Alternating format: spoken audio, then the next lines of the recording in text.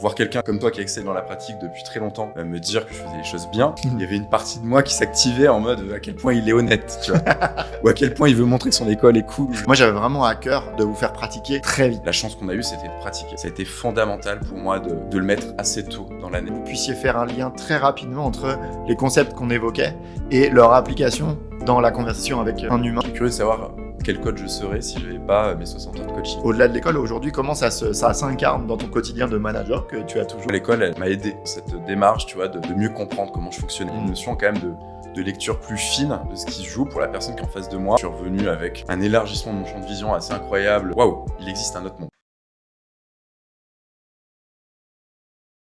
Salut Mathieu, merci beaucoup d'avoir accepté mon invitation. Je suis ravi de partager ce podcast avec toi au sortir de cette semaine de certification, de la première promo de l'école des sommets du coaching.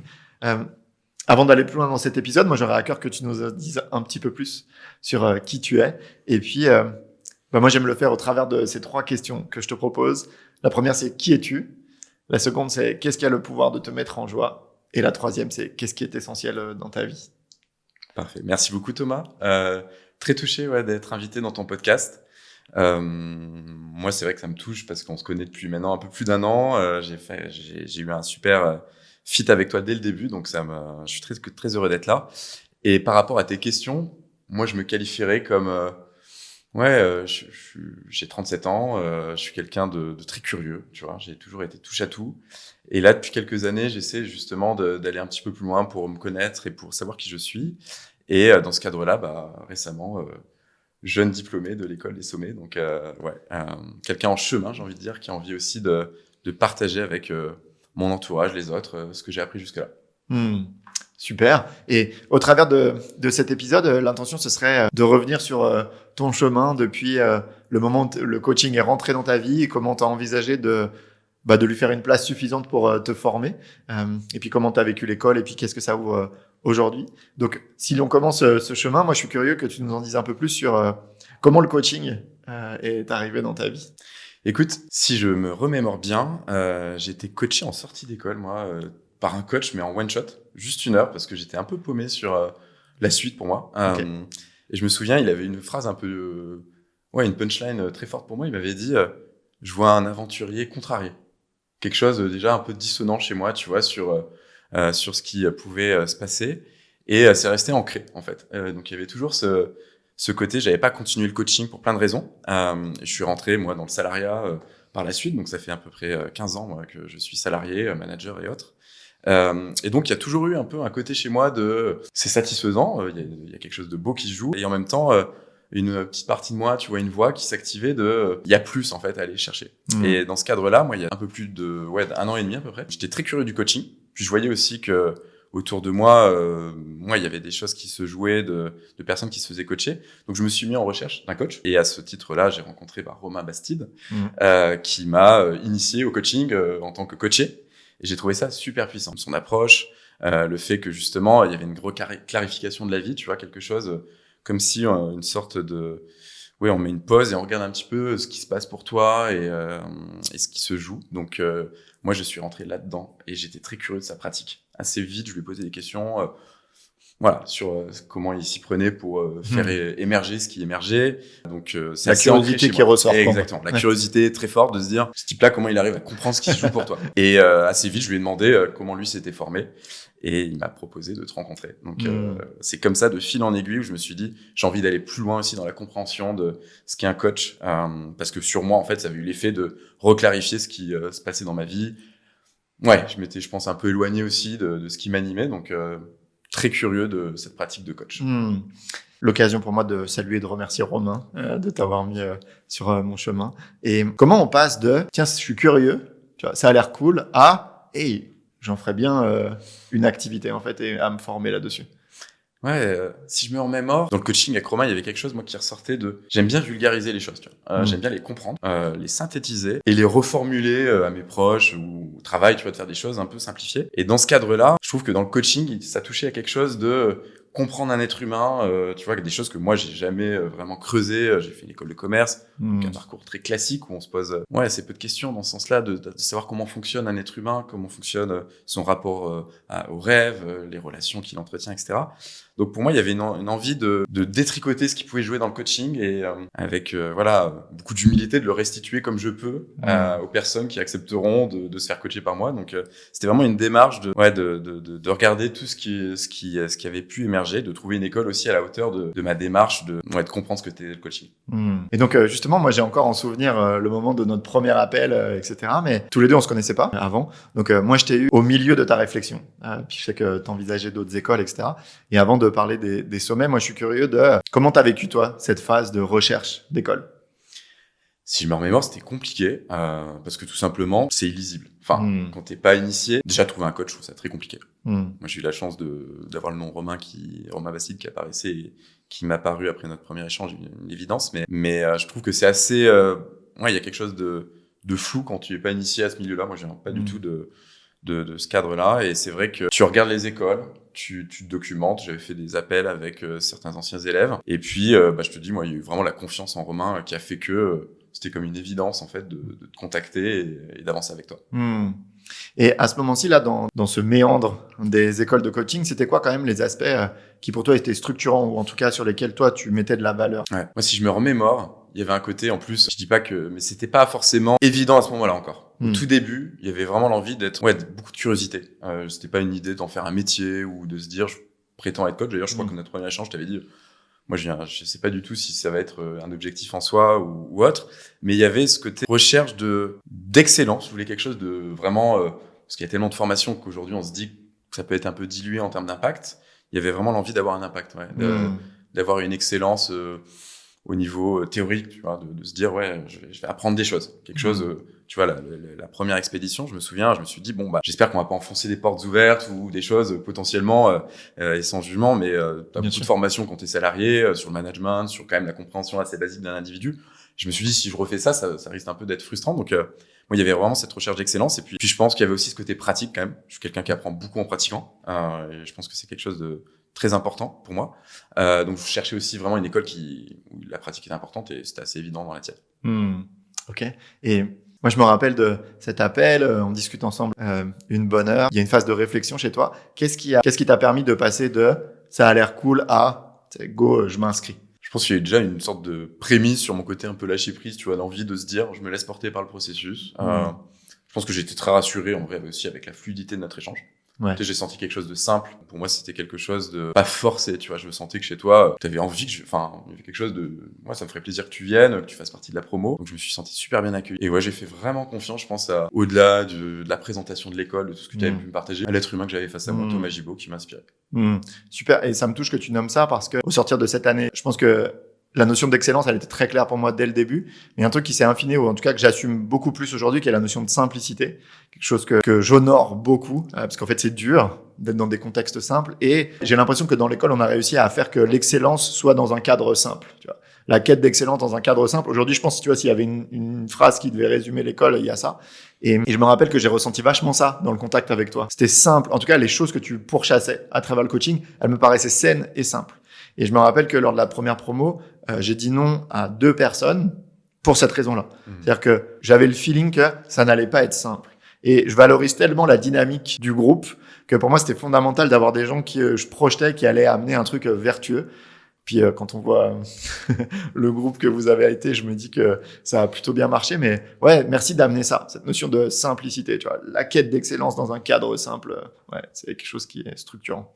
Très clair. Franchement, pour moi, c'était quelque chose de fondamental, tu vois, de pas rentrer dans une salle de cours où ça serait trop formel, tu vois. Je viens d'un milieu qui est très formel au niveau professionnel, donc j'étais aussi en aspiration à quelque chose de différent, tu vois, une approche où c'est très juste ce que tu dis. Je pense qu'il y a une polarité qui peut exister de se dire on oppose, c'est parce que c'est simple ou parce qu'il y a un cadre un peu sympa, informel. Potentiellement, ça pourrait projeter quelque chose de peu excellent et ça, c'est vraiment quelque chose, tu vois, aussi qui fait que le coaching m'a révélé dans ma quête de simplicité aussi dans la vie. Quelque chose, un rapport simple avec moi-même, là où moi, je mettais potentiellement beaucoup de complexité. Trop bien. Ça me touche beaucoup, ça, parce que j'ai vu, il y a une personne, je crois, qui m'a dit qui a pas voulu rejoindre l'école sur la première année pour cette raison-là que selon lui c'était pas sérieux en fait tu vois de faire ça dans un chalet, dans des fauteuils etc. que pour lui ça pouvait pas être gage de qualité de la formation et je respecte ça amplement. Mais plus j'avance dans la vie, plus je me rends compte que en fait l'excellence elle est plus facile à atteindre quand on a un contexte simple d'apprentissage, de vie, d'alignement etc. Et au contraire que la complexité ou le côté traditionnel, ça peut être un frein à cette excellence. Donc, merci d'avoir su percevoir ça il y a 1 an en tout cas. Et justement, tu évoquais que au moment où tu prends cette décision, tu es salarié dans une entreprise traditionnelle, etc. L'école, elle est exigeante en termes de temps qu'elle demande. Comment toi, tu as appréhendé ça et géré cela? Ouais, en toute transparence, c'était un gros challenge de l'année pour plein de raisons. C'est vrai que ce qui a été fluide pour moi, c'était le fait que le sujet m'intéressait. Tu vois, il y avait une sorte d'évidence aussi à consacrer du temps. Ça m'a aussi appris à recentrer sur l'essentiel. Tu vois, moi, il y avait un côté, je suis très curieux de tout et il y a un peu un touche-à-tout assez fort. Je suis assez déstructuré aussi des fois dans mon agenda ou autre. Donc là, il y a eu aussi une prise de conscience de se dire qu'est-ce qui est important pour moi à ce stade-là de la vie, de ma vie. Et ouais, c'est vrai que ça a été, je pense, dans la première moitié de l'année, le plus gros challenge de trouver le rythme, tu vois, d'essayer d'inscrire, parce que mine de rien, là où tu avais des vacances avant, où tu pouvais te consacrer à des passions sportives ou autres, là tu partais en cours, même si c'était très sympa en termes de cadre, mais mine de rien, t'allais apprendre quelque chose, tu vois, qui te sollicitait, et surtout que c'était dense en termes de contenu et d'apprentissage. Donc je pense que voilà, il y a eu 6 mois un peu challenging, clairement. Après, c'est vrai que l'apprentissage fait que de plus en plus, tu intègres les concepts. Donc, tu as une courbe aussi qui permet d'un peu de passer certains paliers dans ta capacité à pratiquer, à comprendre les concepts. Donc, la deuxième partie a été plus fluide, mais challengeante aussi dans se disant, il va falloir aussi passer le grand T, comme tu disais, pour pouvoir être certifié en fin d'année. Ok. Et on en arrive au moment où tu décides de t'inscrire. Puis je me rappelle, j'avais dit à ma femme... il y a un garçon qui s'appelle Mathieu qui vient de signer. Je pense que ça va être très cool de l'avoir. Donc, je suis ravi que tu aies fait ce choix. Et la première question en lien avec ton parcours d'1 an dans les sommets, c'est quel regard tu portes? Je suis conscient que ma question est très large, mais quel regard tu portes sur cette année qui vient de s'écouler? C'était déjà très cool. Je pense que c'est une année importante dans ma vie. On a eu plusieurs, tu vois, où tu sens que c'est des années qui ont une saveur particulière. Moi, je dirais avant tout, déjà, il y a une notion vraiment... ça fait très... mais c'est une connaissance de soi quand même qui se développe, tu vois. Au-delà du coaching, moi, que j'avais pu avoir individuellement, le parcours que tu as structuré est à la fois exigeant en termes on apprend plein de connaissances sur comment fonctionne un être humain, ce qu'est le coaching et autres, mais il y a vraiment une vraie dimension de ce développement de soi, de comprendre aussi comment nous, on gère avec nos patterns, avec nos habitudes et qui on est. Et moi, je dirais qu'il y a vraiment cette dimension-là qui est vraiment sortie à fond. Et après, la chance qu'on a eue, c'était de pratiquer. Je pense que vraiment, la pratique, je reviens dessus. Ça a été fondamental pour moi de le mettre assez tôt dans l'année. Au début, ça paraît délirant. Je me rappelle, on t'avait challengé en disant, mais quel moment on va coacher un individu à ce stade-là? Et en même temps, c'est là aussi où on apprend énormément de nos coachés. Il y avait cette phrase un peu qui revenait, on a les coachés dont on a besoin. Et pour moi, ça a été aussi un vecteur d'apprentissage dingue, à la fois dans ma pratique de coach, mais aussi dans ma compréhension de qui j'étais. Tu vois, la dimension très cognitive. Moi, je suis arrivé avec un bagage très cognitif. Ouais, ça m'a vraiment permis cette pratique de passer un cap aussi dans la compréhension de pourquoi j'apprenais ça et ce qui était important dans le coaching. Ouais, merci d'amener cette notion avec tes collègues. On a déjà, dans d'autres épisodes, évoqué beaucoup le volet de la pratique, mais jamais sous cet angle-là qui est celui de... Moi, j'avais vraiment à cœur de vous faire pratiquer très vite. Je me rappelle qu'au début, je me rappelle de vos réactions et moi j'avais vraiment l'intention le plus vite possible de vous mettre dans cette posture-là parce que y a rien qui remplace cela et j'avais vraiment à cœur que vous puissiez faire un lien très rapidement entre les concepts qu'on évoquait et leur application dans la conversation avec un humain. Donc ouais, il y avait pour moi un truc dès le début, il fallait que ce soit une évidence pour vous que vous alliez coacher beaucoup tout le temps, dans tous les contextes, toi. Au point que ça doit devenir un non-sujet. Enfin, pour moi, ça devait être, vous allez vous brosser les dents et vous coacher, quoi. C'est la même chose. On se pose pas la question d'aller se brosser les dents. On se pose pas la question d'avoir une conversation de coaching. Donc, ouais, j'avais vraiment à cœur de vous faire pratiquer vite, en fait. Ouais, et puis moi, ça m'a permis de déconstruire ce pattern moi, j'étais dans la quête un peu de toujours perfectionnisme avant l'action, tu vois. Donc, beaucoup de complexité avant de passer à l'action. L'exécution était toujours repoussée. Ce côté procrastinateur, qui était un vrai pattern qui m'a, voilà, c'était historique un peu dans mon fonctionnement. Et donc là, ça m'a fait du bien aussi de voir quelque chose de complètement, plutôt que de se dire si je me mets à pratiquer tôt, je vais être nul ou je vais pas forcément délivrer de la valeur. Bah non, si je pratique tôt, je progresse et j'avance. Ouais, c'est clair. Ça, c'est très cool. Ouais, c'est clair. Et pour moi, ce que tu décris, Matt, là, c'est un vrai fléau, en fait. C'est que, par définition, l'accompagnement d'un être humain, pour moi, c'est une quête de savoir infini. C'est-à-dire que j'ai pas la croyance que quelqu'un sur cette planète puisse se dire j'ai fini le jeu, tu vois, je connais tout ce qu'il y a à savoir, etc. Et donc par définition, moi j'ai beaucoup en supervision des jeunes coachs qui me disent ouais mais là je suis peut-être pas assez prêt, tu vois, ou j'en sais pas encore assez, ou je suis pas assez bon sur tel aspect. Et il y a un truc autour de acceptons qu'on le sera jamais vraiment en fait. Et donc si on acte ça, bah dès lors ça vient enlever cette croyance qu'il y a un moment je serai suffisamment prêt, tu vois. Et pour moi, c'est juste un fléau qui nous fait repousser le moment où on se confronte à la réalité de coacher un autre être humain. Et donc moi, j'avais vraiment envie de balayer ça, quoi. Qui est pas le temps, en fait, pour vous d'instaurer que il faut que j'attende que je sois prêt. Le bon moment, c'est maintenant. Et évidemment, bah, vous étiez pas les coachs alors que vous êtes aujourd'hui. Donc c'est clair qu'il y avait beaucoup de travail, mais nous, on avait à cœur de vous faire coacher rapidement et de vous offrir un cadre, tu vois, qui était sécurisé et surtout sur lequel vous avez du feedback pour pouvoir vous ajuster le plus vite possible. Mais ouais, pour moi, c'était le fléau dans lequel on voulait pas tomber. Ouais, clairement. Puis spoiler alert, ça marche très bien. Super, merci. Et pour toi, ça a été quoi les moments un peu charnières, structurants, marquants de ton année? Franchement, ça a été assez... Enfin, moi, si je me remémore, en fait, déjà, il y avait l'expé1 qui était forcément le premier contact avec l'école. Tu vois, moi, je suis venu un peu sur la fin. En plus, j'ai booké, je pense, c'était aussi en dernière minute, quelque part, à l'école.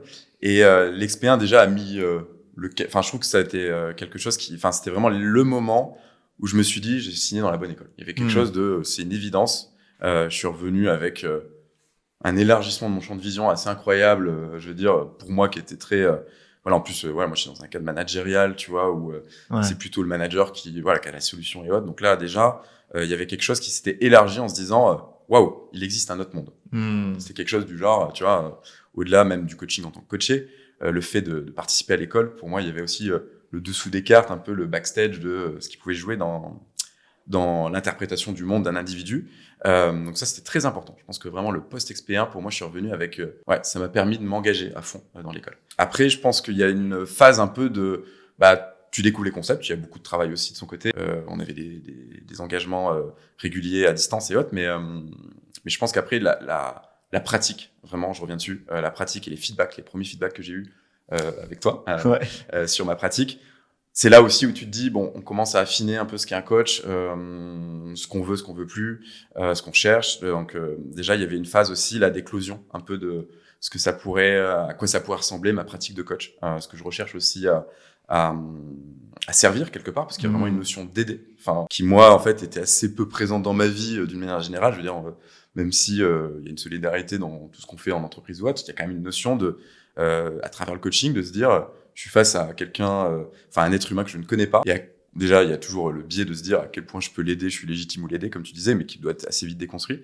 Mais oui, il y a beaucoup de curiosité à se dire comment je peux aider cette personne, de quoi elle a besoin. Il y a un côté vraiment très touchant, en fait. Et moi, j'étais très bluffé par rapport à ce que tu demandes aussi, par à quel point les coachés, c'était un cadre en plus complètement bénévole, avec des personnes qui savaient qu'on était des apprentis coachs, mais à quel point ils se livrent. Il y a quelque chose de très touchant à se dire que directement dès la première séance, je me suis dit waouh. Moi, je sais pas si il y a quelques années, je veux dire au début de mon coaching, j'aurais été capable de me livrer autant. Donc il y a quelque chose de très touchant qui touche aussi à la responsabilité qu'on a en tant que coach. Ouais, c'est juste. Moi, et ça continue de m'émerveiller, moi encore plus de 10 ans après.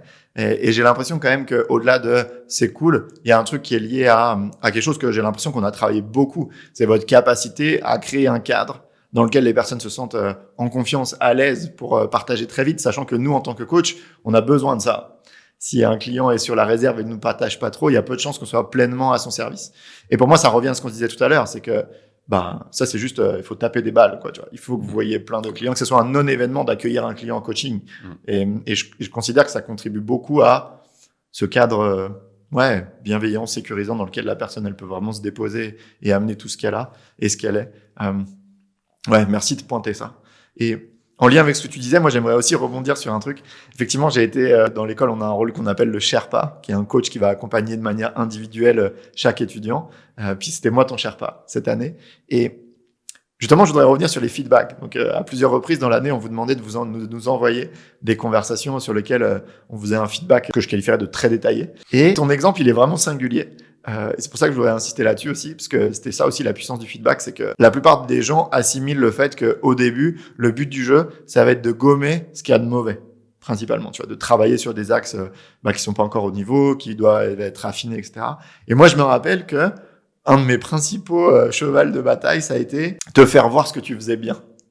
Il y a eu beaucoup de choses très vite chez toi qui étaient intuitivement bonnes, en fait. Et je me rappelle que il y avait une forme de refus chez toi à accepter que ça pouvait être bon vite, en fait. Je serais curieux que tu nous dises, toi, comment tu as vécu ça. J'ai mis un petit moment à me rendre compte que c'était un pattern, en fait, tu vois, de pas accepter, mais je crois que je t'en ai parlé même il y a quelques jours. Ouais, c'est un peu déconcertant, en fait, de se dire qu'on peut, sur une pratique aussi exigeante, je trouve le coaching, il y a 1 an et demi, je savais même pas trop ce que c'était, donc, se dire qu'en fait, en tant qu'apprenti coach, assez rapidement, on peut délivrer de la valeur. Mais il y avait quelque chose autour de la performance, quand même. J'avais cet aspect de me dire, il faut que je sois un très bon coach, tu vois, et assez vite, en fait. Il y avait vraiment cette pression-là. Donc, voir quelqu'un comme toi qui excelle dans la pratique depuis très longtemps, me dire que je faisais les choses bien, il y avait une partie de moi qui s'activait en mode à quel point il est honnête, tu vois, ou à quel point il veut montrer que son école est cool, ou je ne sais pas. Donc oui, j'ai mis longtemps à l'accepter, quelques mois, et après c'était complètement ok. Et c'est vrai qu'il y a ce trait-là chez moi de l'exigence avec moi-même, tu vois, de se dire, je veux directement, effectivement, comme tu disais, de manière chirurgicale, aller gommer ce qui va pas. Et j'ai pris sur moi aussi le fait de me dire, ok, c'est le process. Et déjà, faut accueillir ce qui est chouette. Et les feedbacks aussi des coachés qu'on a eu au fur et à mesure, de se dire que des choses bougeaient pour eux. C'était très appréciable et ça met en confiance. Ouais. Ça crée aussi une courbe d'apprentissage très sympa à accepter. Ouais. Et pour moi aussi, c'est un des pans de l'excellence. C'est-à-dire que j'ai l'impression que c'est compliqué d'exceller sans avoir pleinement conscience des zones dans lesquelles tu vois, il y a notre zone de génie, de talent, d'expertise, tu vois. Évidemment, c'est fondamental d'avoir l'humilité de reconnaître les sujets sur lesquels on doit bosser. Et au bout d'un moment, c'est aussi clé d'ouvrir une conversation de coaching en ayant de la clarté sur les éléments sur lesquels on peut vraiment s'appuyer, quoi. J'ai l'impression que c'est le socle de notre pratique. Donc, c'est aussi à ça que j'avais envie de t'inviter. Puis, j'ai bataillé tout au long de l'année. Mais ouais, c'était important pour moi que tu puisses assumer les choses sur lesquelles t'étais fort, en fait, quoi. Ouais, merci Thomas. Merci pour ton aide là-dessus. Avec plaisir. Et ça a été quoi les choses ou les aspects ou les éléments les plus difficiles ou stretchants pour toi pendant cette année? En fait, ça touche toujours à des patterns, tu vois, très ancrés chez moi. Reprendre des études, tu vois, de coaching, là, de se remettre dans une logique d'apprentissage. Moi, ça fait à peu près, presque 15 ans que je suis sorti, tu vois, de mon école de commerce. Donc, reprendre déjà une démarche d'apprentissage avec vraiment un cadre où tu découvres une pratique, où ça te demande quand même un investissement. Moi, ça venait chercher un aspect de discipline chez moi, tu vois, de se dire à quel point je suis suffisamment engagé là-dedans, à quel point j'ai une forme de cohérence entre ce que je vise et ce que je mets en place, tu vois, dans mon quotidien, dans mes habitudes. Donc, je pense que ça, c'était vraiment quelque chose, comme je te disais, dans la première partie de l'année, qu'il a fallu clarifier. Tu vois, il y a toujours une partie de moi qui me disait, ça va demander à faire des choix, à renoncer. Moi, c'est vrai que j'ai trouvé... on a des petits sauts quantiques au fur et à mesure de l'année où tu as des prises de conscience sur le coaching, sur le contenu de la formation. Tu aurais un exemple de ces sauts-là, par exemple, pour toi? Par exemple, toi, tu as proposé, tu vois, une version du coaching avec une notion où on coach l'individu plus que l'objectif, tu vois, apporté par la personne. Ça, au début, c'était pas forcément très clair pour moi. Donc, il a fallu vraiment, si je prends un exemple vraiment très concret, de se dire qu'on allait vraiment remonter sur les patterns de la personne plus que sur ce qu'elle amenait pour lui rendre beaucoup d'autonomie. Ça, c'est quelque chose au début qui n'était pas forcément super clair, tu vois. Ça m'a mis un peu de temps à me dire, moi, ce que je trouve très beau en plus avec le coaching, et c'est pour ça que je veux faire ça, c'est le côté où on rend très autonome le client. Tu vois, il y a une notion de lui rendre sa souveraineté. Il y a pas, c'est pas un temps où on va s'inscrire dans des programmes et des programmes et des programmes. Il y a une notion de le rendre vraiment très autonome très rapidement. Donc ça, pour moi, tu vois, de s'éloigner de ce qu'il amenait pour aller creuser un peu plus loin, ce qui est important pour lui, ce qui se jouait pour lui. Au début, ça demande un petit saut, tu vois, bien comprendre ce que tu voulais nous amener avec ce concept c'est la verticalité. Je sais pas si on en parlera ou autre, mais en tout cas, cette notion de comprendre l'individu, l'être humain que j'ai en face de moi, pour vraiment le rendre autonome, très souverain dans ses choix, dans ce qui se pour que son enjeu en fait initial ne soit plus du tout un problème. Il y a ce truc-là qui était pas forcément évident au début. Oui, en toute transparence, c'est clair. C'est un sujet qui vous a fait galérer quand même pas mal cette année. Et c'est vrai que moi, j'ai la conviction que l'enjeu d'un client n'est pas le sujet du coaching, en fait. Les gens viennent avec un enjeu de difficulté à avoir des conversations difficiles, de difficulté de gestion du temps, de difficulté de clarté sur ce qu'est le prochain chapitre de ma vie. Et dans l'école, on a cette conviction que c'est pas ça le sujet du coaching. Le sujet du coaching, c'est qu'est-ce que ça veut dire pour cette personne? Qu'est-ce qui fait dans sa manière de voir le monde que ce sujet est une difficulté, tu vois? Pourquoi, pour cet individu, c'est difficile d'avoir de la clarté sur ce qu'il veut faire dans sa vie? Certainement pas avec l'idée que ça devrait pas être un problème, tu vois, que cet humain est bête de pas avoir les solutions. Certainement pas. Mais vraiment avec une posture de curiosité, tu sais, comme tu l'évoquais, un peu naïf comment cet humain voit le monde pour que ce soit difficile pour lui de vivre cet enjeu.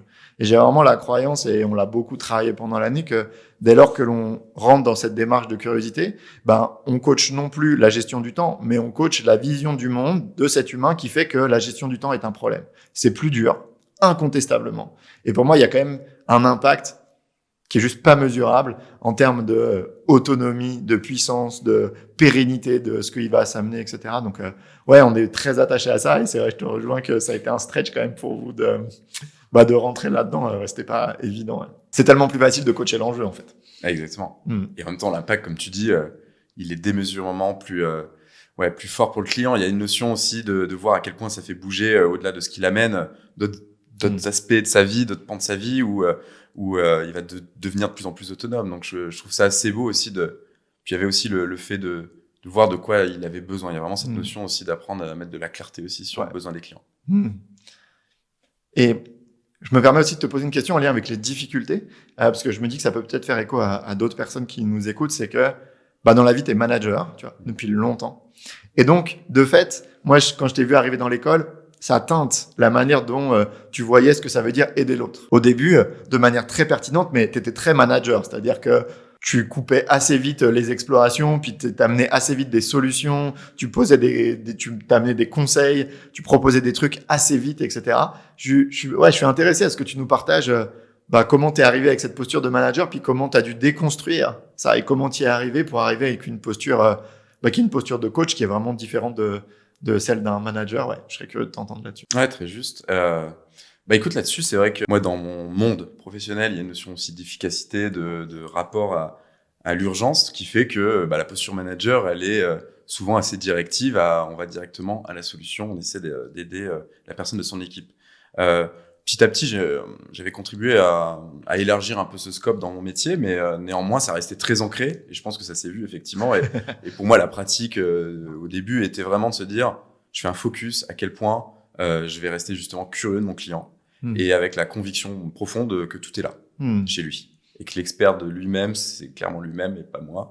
Là où historiquement, que ce soit professionnel ou même personnel, quand tu as un pote qui vient te demander un conseil, moi le réflexe était moi je vais voir sa problématique sous mon prisme et après se pose vite la question à quel point c'est aidant ou pas, parce que et c'est arrivé il y a pas longtemps, tu vois, où on était plusieurs autour d'une table, tout le monde y allait de son conseil. Et maintenant, j'avais un peu de clarté sur se dire, ok, chacun lit l'enjeu sous son prisme, alors que potentiellement, ça n'a rien à voir avec la personne qui vit ce qu'elle vit, quoi. Donc, ça demandait quand même un petit effort de se dire, ok, je vais ralentir déjà. Je pense qu'il y avait un côté aussi encore une fois, de performance, d'aller vite pour essayer de trouver la solution. C'était au service à la base de ce que je voulais pour le client, mais je me suis rendu compte que c'était moins impactant, qu'il y avait forcément quelque chose. Déjà, c'était pas du coaching, et donc ça a été vraiment quelque chose à déconstruire chez moi. Et je pense que ça a été, je me rappelle, on s'était mis d'accord là-dessus. Dans les premiers mois, je pense que c'était déjà pas mal d'arriver à ça, tu vois, de se dire, ok, si je me remets sur une page blanche, j'aurais déjà fait un gros step pour ma pratique de coach. Donc ouais, je pense que ça, c'est vraiment un biais qu'on a. Et puis, d'une manière générale, je pense que on est formé, tu vois, à ça, justement, le côté sachant, expert un peu des situations et autres. Et donc ça, c'est vrai que c'est quelque chose pour des personnes comme moi, je pense déjà, c'est un peu le step one avant d'envisager une pratique d'excellence de coaching. Ouais, carrément. Et je suis curieux pour moi, tu sais toujours être manager, tu vois, ça n'a pas remplacé, puis ça n'a pas du tout vocation à l'être, mais pour moi, ça a juste élargi le panel avec lequel tu peux soutenir quelqu'un. Et je suis curieux de comment ça, au-delà de l'école, aujourd'hui, comment ça s'incarne dans ton quotidien de manager que tu as toujours. Qu'est-ce que ça a changé dans ta manière de manager? Ça élargit énormément. Ce qui jouait, en fait, tu vois, quand j'échange avec quelqu'un maintenant dans le cadre de mon activité pro, forcément, je me pose un peu la question de, tu vois, on peut, en tant que manager, tu peux gérer des plaintes, tu peux gérer plein de choses, mais en fait, maintenant, il y a une notion de, je raccorde ça à quel besoin chez lui, tu vois. Il y a une notion quand même de lecture plus fine de ce qui se joue pour la personne qui est en face de moi, au-delà du sujet qu'elle amène. Alors, il faut pas tomber dans un biais de coacher. Enfin, tu vois, il y a aussi ça qui entre en jeu, de clarifier que moi, je coache pas quand je suis au travail ou autre. Néanmoins, ça élargit une panoplie au service quand même d'un renforcement de la relation de confiance déjà, là où c'est quand même fondamental, tu vois, dans une activité pro. Et c'est vrai que tu vois directement un peu plus large sur ce qui se joue au-delà de spécifiquement le besoin, enfin ce que la personne amène à ce moment-là. Trop bien. Et au-delà de ces difficultés, moi j'aurais aussi à cœur de t'entendre sur qu'est-ce qui a été précieux pour toi pendant cette année, ou qu'est-ce qui t'a soutenu chez nous, dans l'école, auprès des autres étudiants. Ça a été quoi les éléments soutenants pour toi dans cette année? Je pense que le fait déjà de te connecter avec des personnes sur le même chemin. Tu vois, il y avait vraiment une démarche de... Moi, quand je suis arrivé dans l'école, je te connaissais pas. Enfin, bon, c'était à téléphoner, voilà. Et les autres étudiants, je les connaissais pas du tout. Donc, il y avait forcément une interrogation sur à quel point, tu vois, le fit allait se faire et autres. Mais c'est vrai que le coaching, enfin, les personnes dans une démarche d'apprentissage du coaching, ont déjà fait un petit travail, tu vois, sur mieux se comprendre, mieux se connaître, et puis une vraie curiosité aussi d'aller plus loin. Donc, ça fait que, on rencontre des êtres humains assez cool. Le fit a été très naturel, j'ai envie de dire. Et ce qui était précieux, c'est justement de voir, je pense qu'on était... hormis certains qui avaient déjà un peu creusé sur des introductions au coaching, tous au même niveau, tu vois, de découverte aussi de ce qu'était le coaching.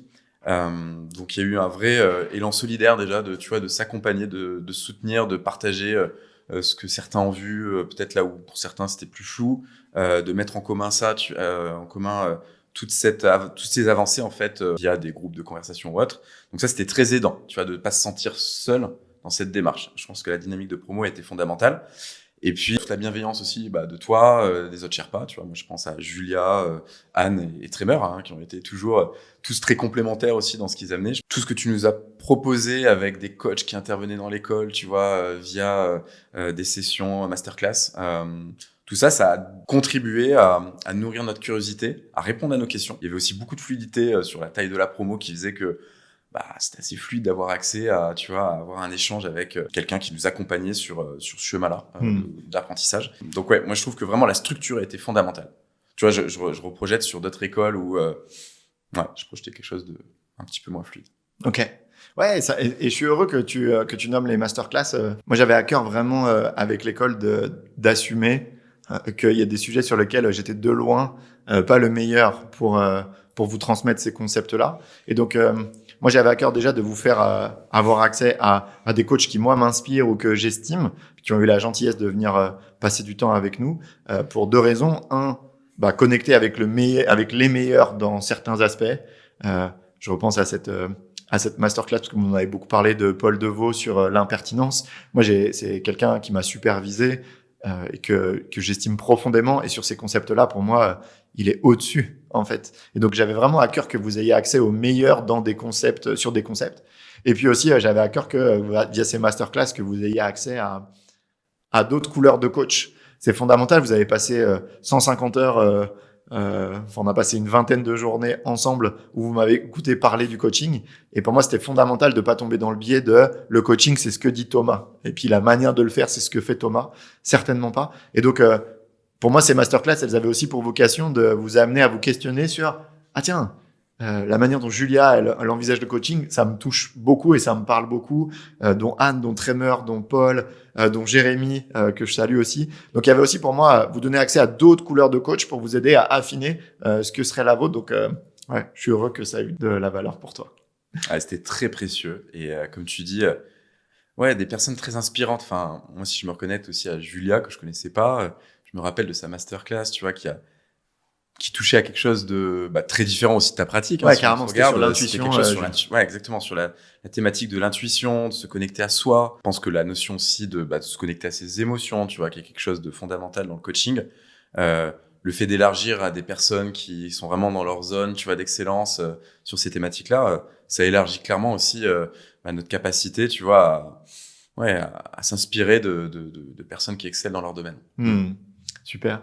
Et selon toi, c'est quoi les aspects de toi qui ont le plus évolué durant cette année, que ce soit en manière d'être ou en termes de compétences ou etc. C'est quoi les aspects qui ont le plus bougé? Je pense que tout simplement, déjà la notion, tu vois, de se connecter à ses émotions, à son corps, c'est des choses présentes. Je dis pas que je partais de zéro, mais néanmoins j'étais très cognitif, tu vois. Et moi le mental, c'était un sujet, tu vois, de se dire, ok, ça va vite.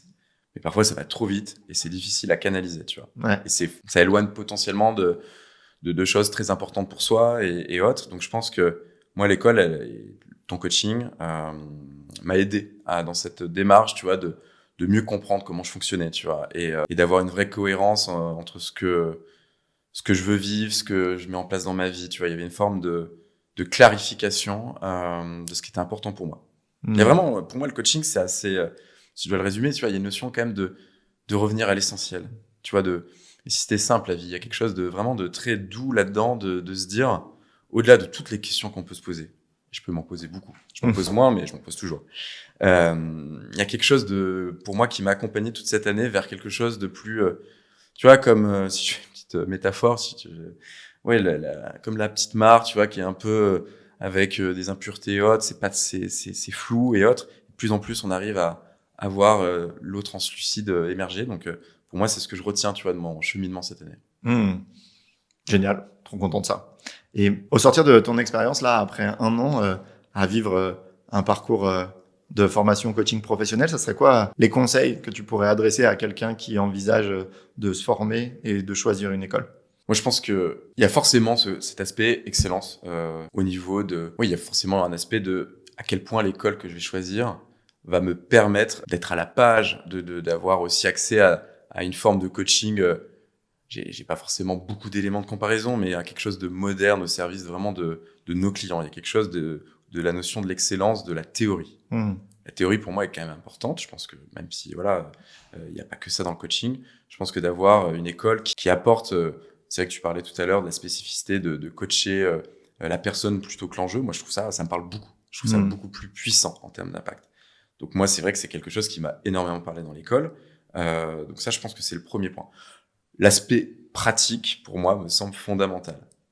Je sais que tu nous avais partagé que certaines écoles invitaient peu, voire pas, à la pratique. Et je serais curieux de savoir quel coach je serais si je n'avais pas mes 60 heures de coaching, là, tu vois. Donc, je pense que ça, c'est quand même fondamental. Regardez, si je peux me permettre aussi là-dessus, mais l'aspect pratique, à quel point, une fois que vous terminez l'école, combien d'heures de coaching vous aurez exercé et autres, ça me semble fondamental. Je vois pas comment on peut coacher sans avoir eu un être humain face à nous. Ouais, merci. Puis si je peux préciser ce deuxième conseil, j'inviterai les gens à considérer la pratique et en actant que les heures de coaching entre membres de l'école, pour moi, ça compte pas. C'est du taf, évidemment, c'est important. Mais j'imagine maintenant, tu vois pourquoi. Il y a quand même un truc qui est différent dans le fait de coacher quelqu'un qui n'a aucune connaissance ou aucun intérêt sur la méthode que tu vas utiliser, etc. Donc, pour moi, ça compte pas sinon. ça met la difficulté ailleurs. En fait, c'est ça. Dans l'école, il y a une démarche déjà personnelle. Donc forcément, on va avoir quelqu'un qui a les chakras un petit peu plus ouverts là-dessus, qui va potentiellement cliquer un peu plus facilement sur certains aspects du coaching. Là où je te rejoins, des personnes, tu vois, qui viennent dans une démarche de curiosité ou viennent avec un vrai enjeu de vie, tu vois, structurant pour eux. Je pense que c'est bien de se confronter à la réalité. Hyper d'accord. Et donc, à présent, on en est au moment où tu es diplômé de l'école des sommets du coaching. À quoi ça ressemble la suite pour toi de ton parcours? Qu'est-ce qui t'anime, te ferait envie? Moi, il y a quelque chose qui a émergé. En fait, je venais avec une vraie intention de curiosité, tu vois, de mieux me connaître. Je pense qu'il y avait vraiment cette démarche-là tout début, de voir à quoi ressemblait. Il y avait une démarche d'apprentissage aussi. J'avais vraiment envie de me reconnecter avec une posture apprenante. Ouais. Je pense qu'elle était assez peu présente dans ma vie, hormis des activités sportives ou autres. Mais il y avait vraiment cette démarche-là. Je dirais que ce qui a basculé dans l'année, je me suis révélé vraiment dans cette démarche de vouloir aider les autres. Il y a quelque chose qui vraiment s'est activé là-dessus. Je trouve ça très beau en fait de voir un être humain partager ses questionnements dans un cadre certes confidentiel, mais il y a quand même une sorte de vulnérabilité qui m'a touché dans le coaching. Je l'ai vécu moi-même en fait en me disant c'est peut-être une des premières fois de ma vie où je me révèle vraiment, tu vois, où je partage vraiment ce qui se passe pour moi, tu vois, là où c'est pas forcément facile d'avoir un sas dans sa vie. Donc cette posture d'aidant, ouais, elle est vraiment ancrée là. Et donc moi, ce que j'ai envie maintenant, c'est d'aider qui je pourrais, enfin les personnes que je vais pouvoir rencontrer, tu vois, qui seront à la recherche justement qui auront des questions. Potentiellement, forcément, je pense qu'il y a les sujets sur lesquels moi je me suis fait coacher. Je projette qu'il y a quand même pas mal de personnes qui sont dans cette situation-là, tu vois. Donc j'ai envie vraiment d'aider les autres sur ce que moi j'ai pu comprendre ces dernières années, tu vois. Comprendre, en tout cas vivre, ressentir.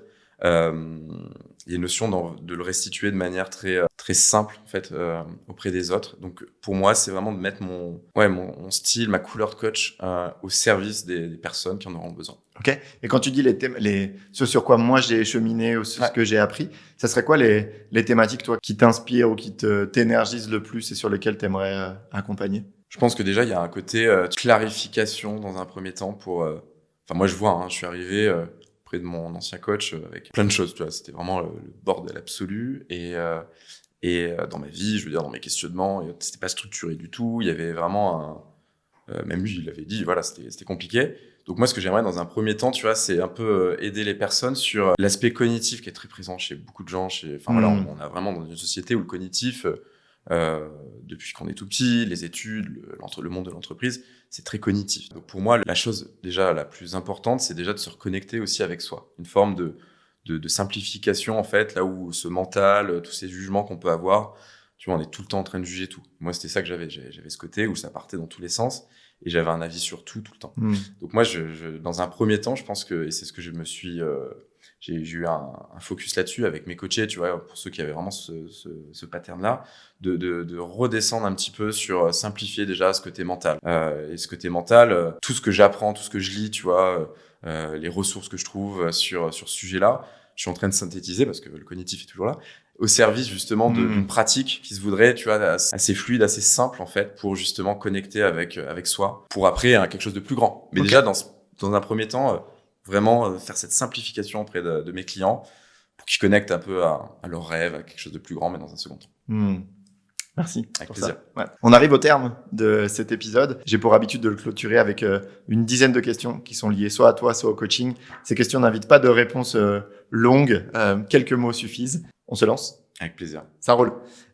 Si tu pouvais poser une question puissante à qui tu veux, quelle serait cette question et à qui la poserais-tu? Moi, je poserais une question. Enfin, il y a quelque chose de très beau que je retiens dans le coaching, c'est la lecture des besoins. Donc là, je parle peut-être à personne qui nous écoute, mais ouais, quand quelqu'un a une plainte, tu vois, ou ressent quelque chose de fort, une émotion forte, moi, j'invite beaucoup à cette question. De quoi cet individu a besoin, de quoi cette personne a besoin. Donc, ouais, je trouve ça très beau de voir à quel point on peut lire ce qui se passe dans la vie des gens à travers leurs besoins. Un plaisir coupable que tu assumes totalement. Voilà, la raclette hors saison.